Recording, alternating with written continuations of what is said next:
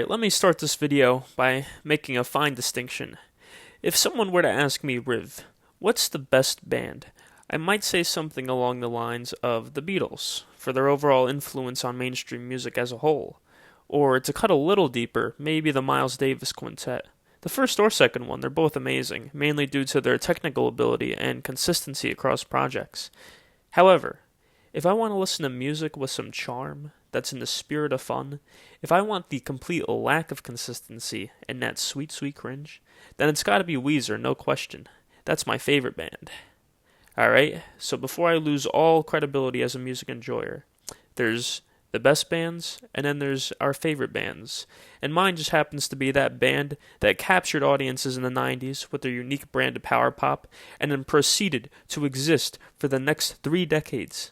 And even if their relevance and quality has wavered throughout those years, their endearingly uncool spirit has persisted, so even at their worst, Weezer is pretty neat. And so that said, I've been wanting to make this video for a while, but it's just like the band in their 50s has suddenly entered this creative renaissance, so I've been waiting for this window of silence, which I think we're in following their Seasons project, where hopefully this can be the definitive Weezer ranking until they pump something else out in the next 6 months. But anyway, before we get into the meat of this video, let me briefly explain my ranking system. So, I previously rated all the Strokes albums simply by rating each song and averaging that out. However, when I got to Is This It, I realized how dissatisfying this system is, because when I think of that album as a whole, it feels like it truly deserves a 9 at the very least, even if in my honest opinion, not every song is a 9 or a 10. So where is the disconnect? Well, I decided that my issue was that I wasn't factoring in the basic human principles of Gestalt psychology, which simply put tells us that we often see the whole as greater than the sum of its parts. So in the context of music, it's not enough to see how the songs stand on their own. An overall rating system has to at least lightly consider how an album's songs work together as a cohesive whole. Do they flow into each other? Do they contribute to the album's core themes and sounds? Are they creating an atmosphere that gives rise to a singular experience, rather than just being a collection of songs? In the case of Is This It, you'll see that adding a small modifier creates what I at least feel is a much more accurate score. Now, if you wanted to weigh in overall impact and influence, then we could probably take the album closer to a 10. But I'm not so interested in that. So yeah, I will be including a Gestalt rating that will either boost or reduce an album's score. And just so things don't get too sloppy, here's a basic layout of how I'll be weighing an album's cohesion. And I know that a half point on a 10-point scale doesn't sound like a lot, but it could be the difference between like a B plus and an A minus. It actually shifted a number of places on this ranking, and justifiably so, I think. And just for fun, the album's final score will also be ever so slightly adjusted by an album cover rating, as I truly believe that an album's art can really be a tonal complement to its music. However, it will only account for 0.5% of the overall score, since it's obviously not all that impactful, and if it were, it would honestly damage a lot of Weezer ratings. And finally, just as a visual aid, I'll be highlighting any songs that score an 8.5 or higher in green, and anything 3.5 or lower in red, just so you can quickly pick out what I consider to be the best and worst of Weezer's catalog. Now, without further ado, I have one more thing, because I like unnecessary complexity. I'm also dividing up the rankings into different strata. I think the cool kids are saying tiers now. Anyway, the first section is what I'm calling the garbage dimension, which is inhabited solely by our number 19 spot, Ratitude. Now, at its best, Weezer's Ratitude is just safe generic pop rock that goes in one ear and out the other. But at its worst, which it's mostly operating at its worst, the album features gutless attempts at mainstream appeal that fall flat due to a combination of tired arrangements and some of Rivers Cuomo's most juvenile and mindless songwriting to date. I think prior to this album's release, most fans would have assumed that Rivers was joking when he sang about working with acclaimed producer Timbaland. However, even if this album doesn't involve Timbaland, it does feature guest production from Dr. Luke, who has a few pop hits under his belt, and hip-hop producer Jermaine Dupri, who curated the beautifully baffling Can't Stop Partying with Lil Wayne, which I secretly love, but if I'm being objective, it's kind of a dumpster fire, even if Weezer is being ironic. So yeah, with that said, I do think that Rivers has this fascination with finding the formula for a pop hit, But if this is the outcome, he's got to keep looking, man. So yeah, Ratitude, not awful like some purists might lead you to believe. It's definitely leaning more toward mediocre, but it is certainly the furthest the band has ever strayed from decency. Alright, this next section I'm calling Playlist Fodder. Basically, it features albums that are not great on the whole, but have a few gems. Ultimately, they're the kind of records you sift through, add the songs you like to a playlist, and forget the rest. Hence the name Playlist Fodder. And at number 18, we have the Black Album, the alleged dark and cold counterpart to White, which actually turned out to be much lighter and pop-oriented than I think anyone would have guessed. Before getting into it, let me just say for my dozens of fans that this is no longer canon. I was a young, naive critic back then. I didn't know what music was supposed to sound like. I was essentially the main demographic for this album. But in my defense, this record aged like milk. Like no one even bothered putting it in the fridge, that's how quickly it aged. What we essentially get with this album is a grab bag of half-baked attempts at Weezer experimenting with sounds they don't usually explore, such as the Latin flavor of Can't Knock the Hustle or the bossa nova of Byzantine. And although I do commend a Weezer for venturing outward and trying new things, not a lot of what they throw at the wall really sticks here, and the result is kind of disjointed and jarring to listen to in places, hence the Gestalt rating. I will say, some of Rivers' songwriting does end up being catchy in some places, like on Zombie Bastards and Piece of Cake, which have genuinely fun choruses. On top of that, the album features High as a Kite, one of the best songs in the band's discography, which has no business being on this album. But even with some better pop sensibilities here, the album is still plagued by laughable lyricism from Rivers and a lack of identity in the absence of Weezer's core sound. Alright, and next we have Pacific Daydream, and so you see, this is why the Gestalt rating matters, because I do think the grouping of songs we get on Pacific Daydream are slightly weaker than Black, but you know what? I respect Pacific Daydream for being a singular vision. It's not just a bunch of ideas thrown together, it is one idea through and through. Let's make some mainstream pop music with a summer backdrop and a dreamy atmosphere. And even if I'm not fully on board with the outcome, I think Weezer achieved what they sought out to do. It is generic sounding as all hell a lot of the time. It does have some serious duds with low effort hooks, but I do appreciate how the production pulls it together as one whole idea. As far as that production goes, I love how much they spotlight Scott Schreiner on bass as he lays down some groovier lines, and I enjoy some of the nuances in the mix that contribute to that dreamier sound, like the occasional glockenspiel like you'd hear on, like, Mr. Sandman. However, in the end, I do think the general sound of PD is a bit over-refined, to the point that's kind of soulless in places. Like Happy Hour and La Mancha Screwjob sound like they were made by an algorithm, like someone plugged the Weezer pop song into ChatGPT. And Rivers is once again relentlessly trying to make the most nonsensical phrases work as song lyrics. So yeah, mixed feelings on this one for sure. Next, at number 16, we have Make Believe, which is probably the Weezer album I'm the most indifferent toward. It's alright. I can see the arguments for why it was the point in the band's career where they sold themselves to the mainstream with low-effort attempts at making hits. However, I think the album opens up decently. I'm lukewarm on Beverly Hills, as it is kind of indicative of that sellout mentality, but the few that follow are pretty decent. However, the middle leg is a slog of min-tempo tracks that all kind of blend together, each song drenched in this angsty, melodramatic sound that was kind of a mainstay of mid-2000s rock. So in that sense, the album dates itself in a subtle way. So overall, I think Make Believe is fine, pretty unimpactful. It ultimately has the opposite problem of the Black Album. Where that record was completely all over the place, this one is stuck on one dreary tone that grows stale about halfway through. Next, at number 15, it's the Teal album, the surprise collection of cover songs that tried to capitalize on the success of Weezer's Africa. And I think that Africa cover as a whole kind of embodies the general essence of this album. These are all covers that are, for the most part, incredibly faithful to their original song. And since their song selection leaned toward, very likable hits, their renditions are pretty inoffensive. But not many stand out due to that lack of creative license.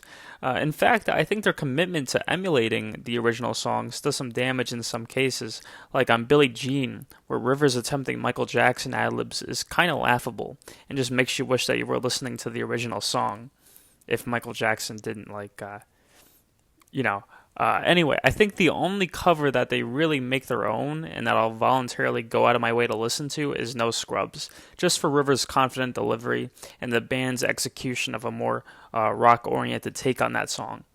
Overall, it's an album that won't impress anybody outside of maybe Rivers' success on the Take On Me chorus, but it is just about a fun the band had with some classic songs, so I try not to be excessively harsh with my ratings here. Alright, this next section is called Flawed But Fun, which you'll find describes the largest portion of Weezer's discography, beginning with our number 14 spot, The Red Album, a record that, despite being so low on this ranking, you can't help but kinda love. The album spends most of its time being unapologetically corny and incredibly unfocused, but that's kind of the point. I mean, look at the album art and listen to the first few tracks.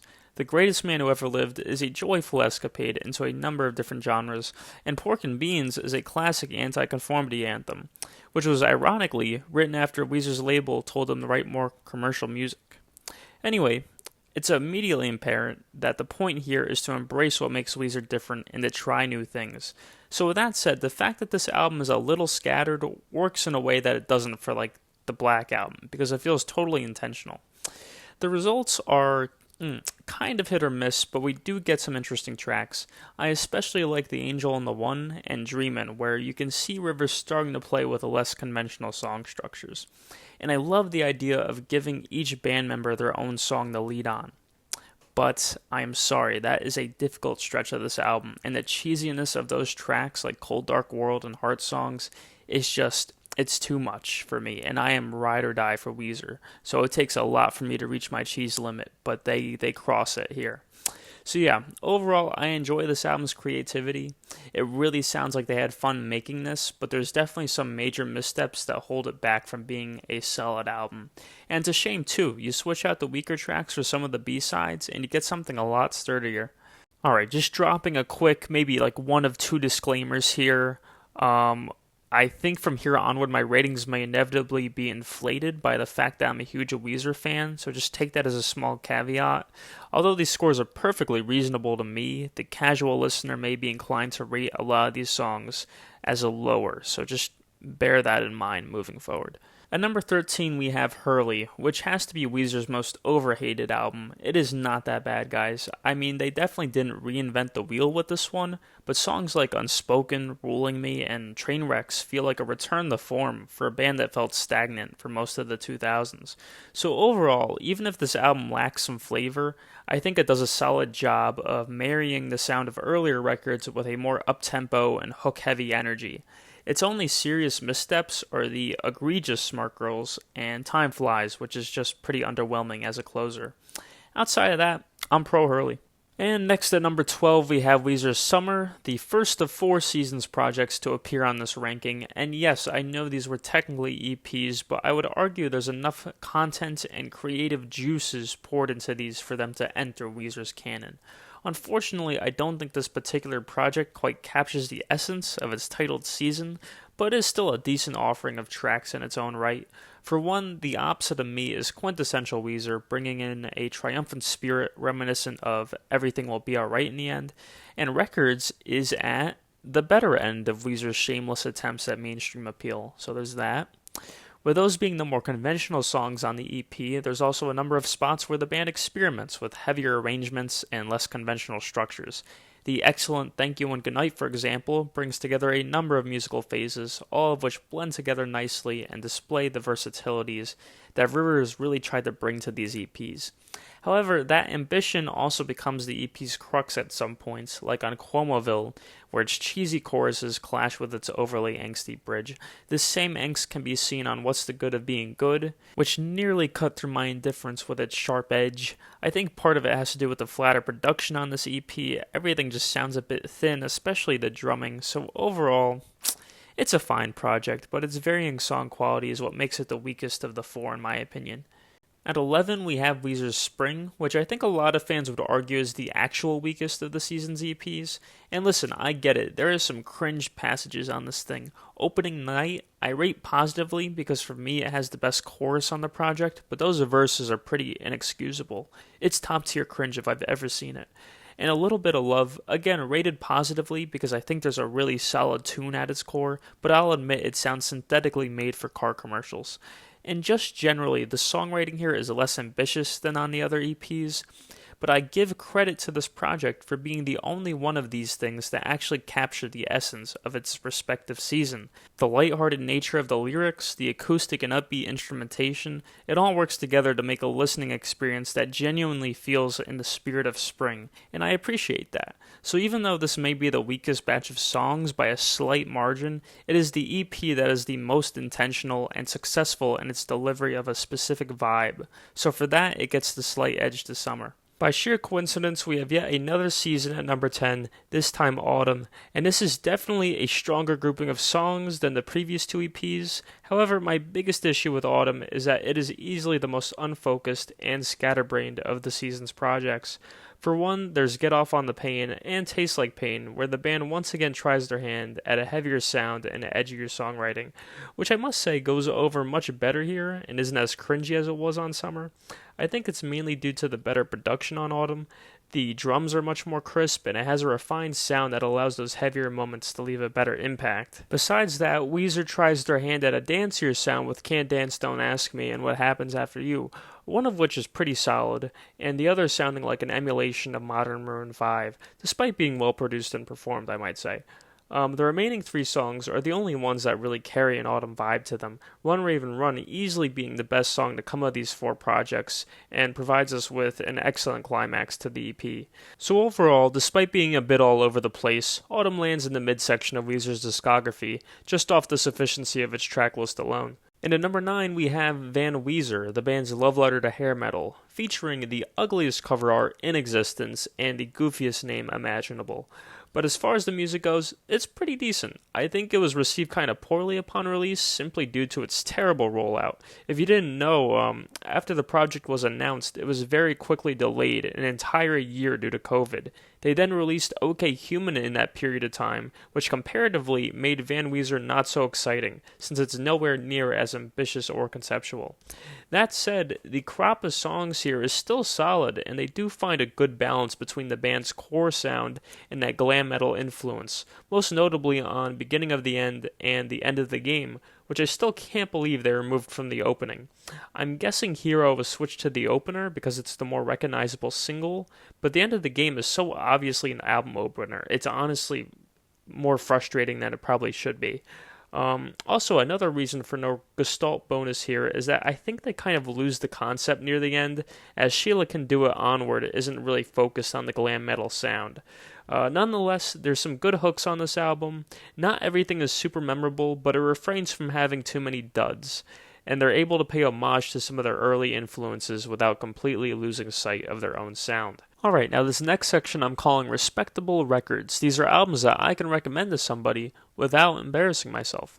At number 8, we have The Green Album, Rivers Cuomo's safe and inoffensive retreat from the vulnerability of Pinkerton. For those that don't know, Pinkerton was critically panned upon release, and I think it shows on this follow-up that Rivers took those criticisms to heart, ultimately making an album that's much more hook-oriented and has no interest in self-discovery.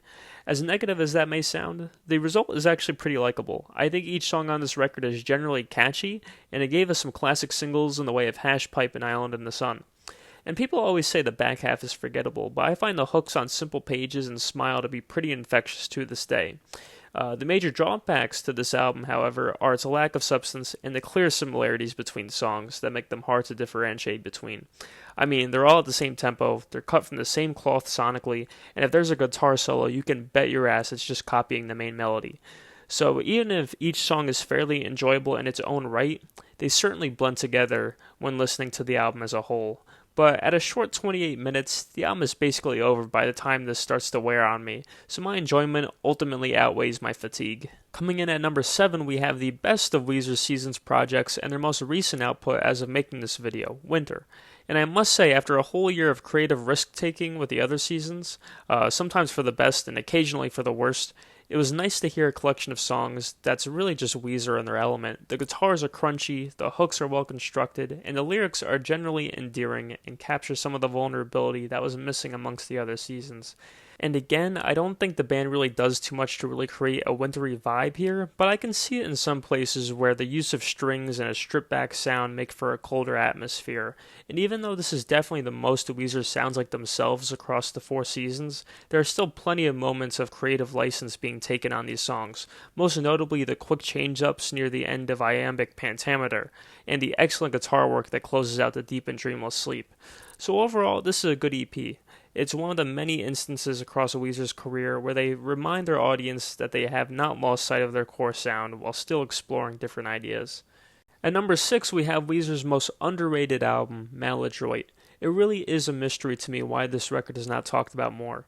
Coming off the already decent Green album, this project comes through with punchier instrumentation, stronger songwriting, and more dynamic range. Moments like Dope Nose and Fall Together see Weezer stick the landing with heavier arrangements, while Death and Destruction and December see the band having equal success with slower, more subdued jams. The album's standout, Burt Jam, encapsulates the full range of these sounds between its laid-back verses and intense guitar breakdowns. So even though I think Weezer's ambitions are still dialed back from their Pinkerton era on this one, there's still a lot of variety to be had and some infectious songwriting across its track list.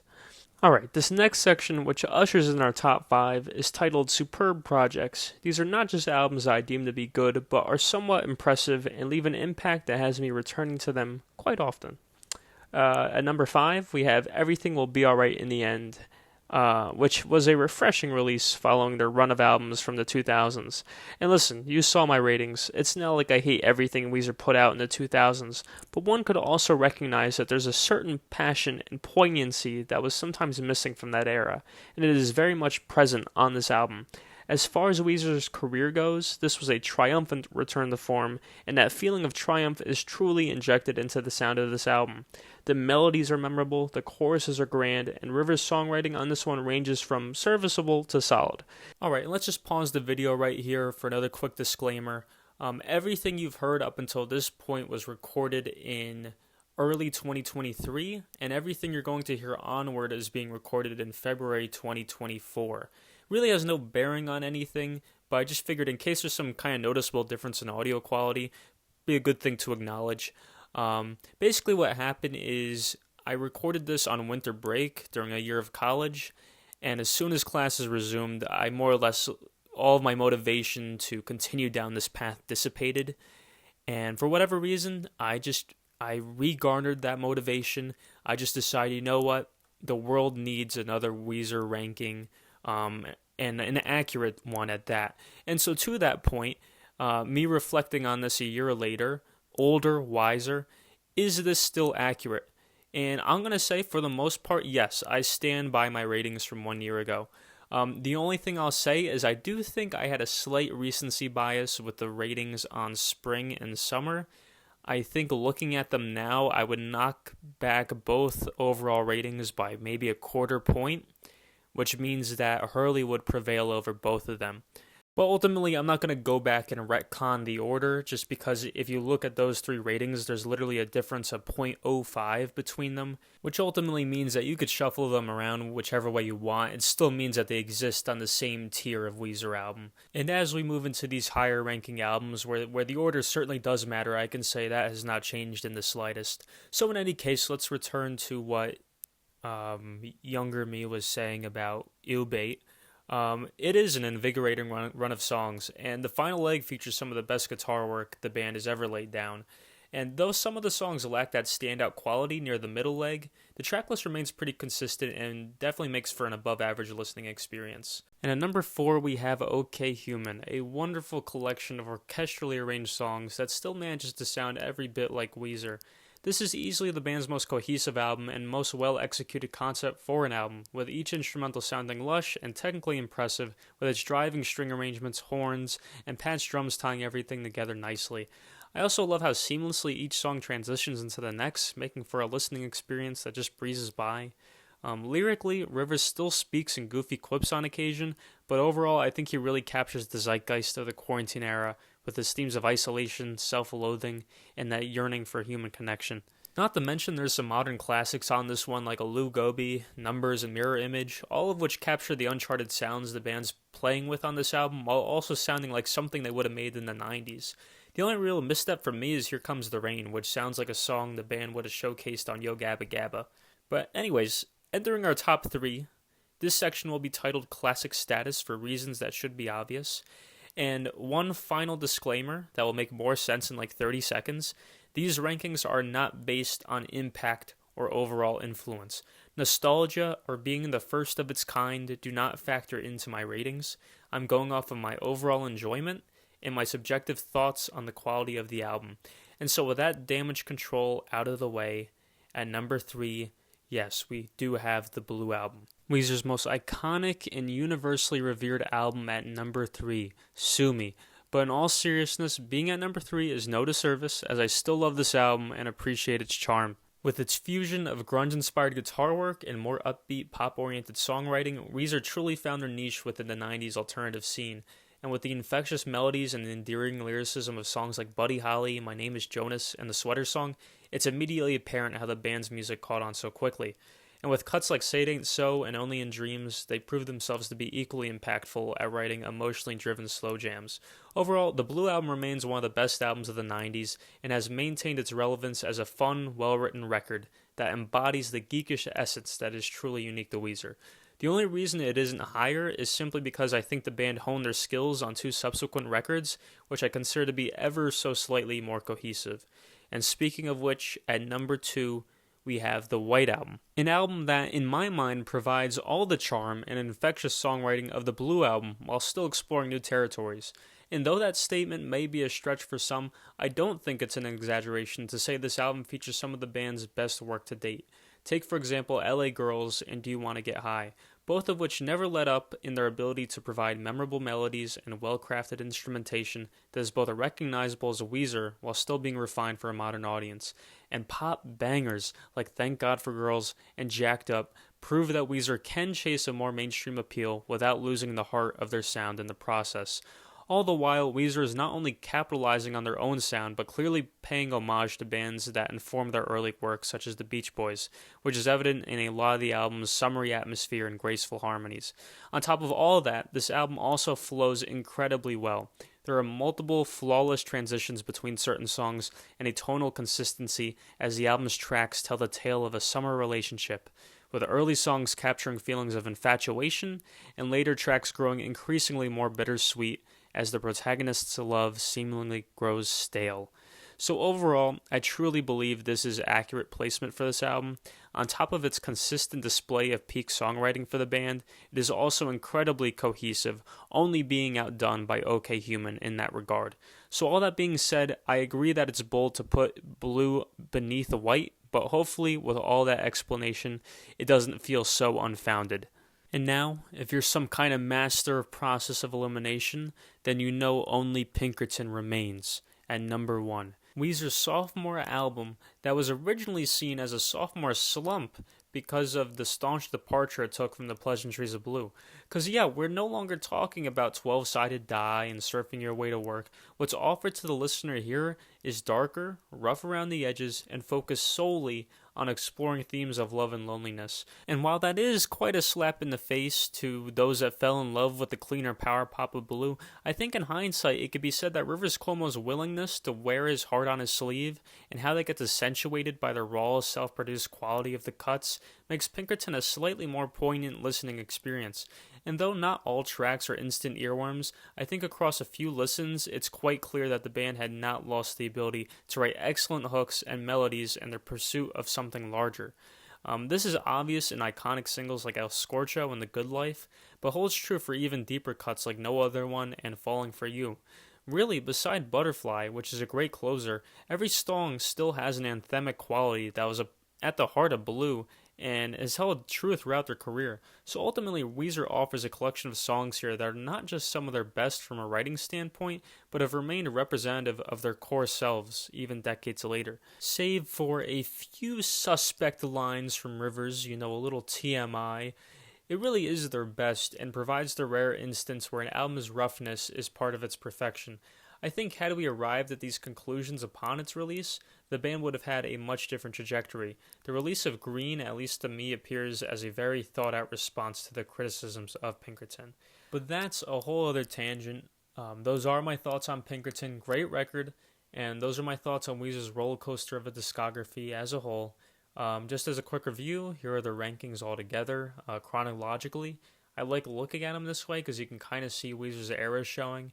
You got the Golden Age, the Silver Age, the Bronze Age, the Renaissance, the rejection of that Renaissance, and now we're in this age of exploration, and I'm excited to see where they go next.